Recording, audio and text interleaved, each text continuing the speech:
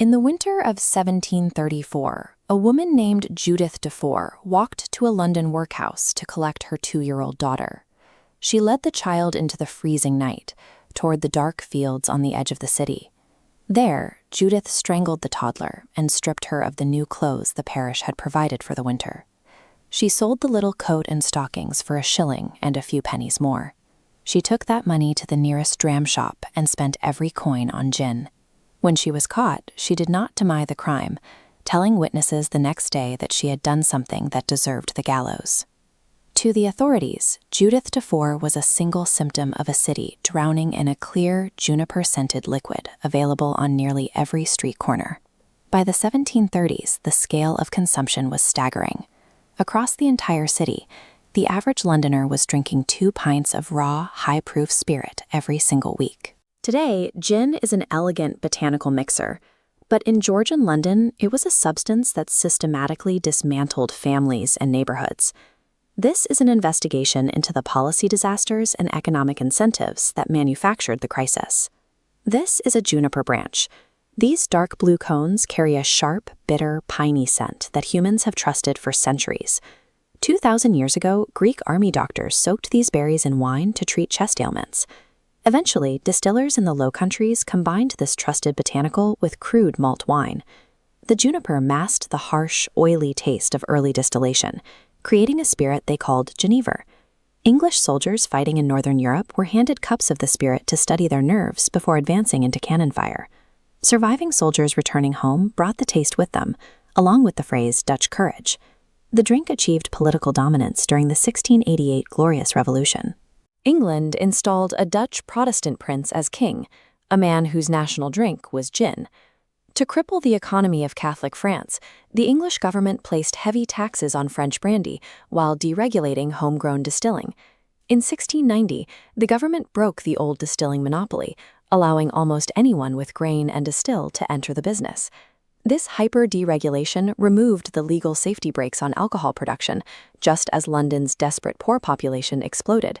The government had accidentally weaponized a trusted medicine. Gin shops multiplied rapidly. Without licenses, the spirit was sold from wheelbarrows, back rooms, and cellars. In the hardest-hit parishes, estimates suggest 1 in every 4 houses sold gin in some form. The flood of supply made gin cheaper than beer, and cheaper than clean water. A single penny bought enough to get drunk. 2 pennies bought the dead drunk state promised on shop signs. To cut costs, backstreet distillers doctored the spirit with industrial toxins. They used turpentine to mimic the bite of juniper, and even added sulfuric acid. People poured industrial poison down their throats to stop being present in their own lives. For those with nowhere else to go, shops offered piles of clean straw in the back to sleep it off for free. Gin provided a pennies-on-the-dollar escape hatch from a life of cold, hunger, and hopelessness.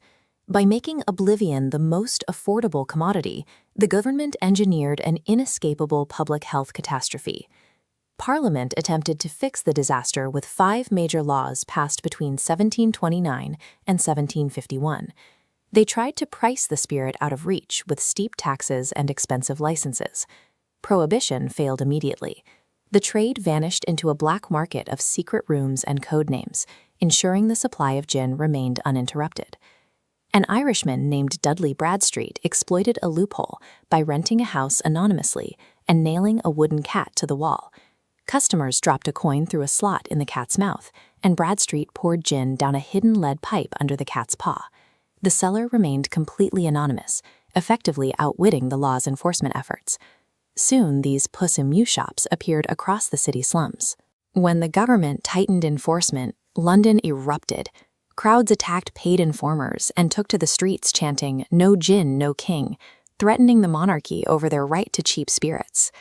Attempting to rip away the only available comfort from the starving population left the addiction intact while pushing the city to the brink of a revolution. Realizing that heavy-handed laws were failing, reformers turned to propaganda.